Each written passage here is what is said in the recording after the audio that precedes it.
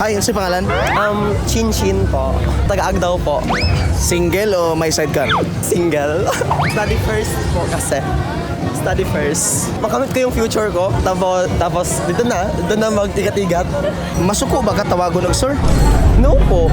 We live in the Philippines mong so dapat ang mga tanaw sa mga tao sa mga like mga transgender po, bayot Japan po. So like para sa mo bisa itawag kami like sir, di masuko kay di ako bimigikan sir. O sir, feeling nga tawagon kag sir?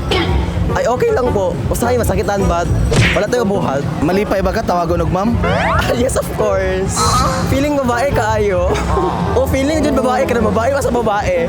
Masuko ba ka tawagon og bayot? Not really po. Sometimes matawag ko nilang bayot but kanang sa mga marag na kuan na pud nako sir kay sa mga friend pud nako tawag ko nilang bayot, yot, ana. Di ba sila correct?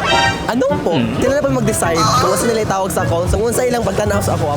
Ikaw kung papilion ka, asa nimo gusto nga magpa-opera? Padagdagan na akong boobs. So kini papilion ti ka kung pa-opera ka sa lugar ah. Thailand. Thailand. Sige, unsa man imong gusto sa Thailand? Magpatutoy ka o magpalubot? Totoy na lang po. Para ganahan na lalaki kumot-kumoton. Kumot-kumoton sa laki ang imo ha? Yes po. Nakatry na ka, nakapalubot? Yes po. O sa'yo feeling nga nagpalubot? Heaven. Shout out to my friend, the UM. Hi friend. Co-classmate, hello po.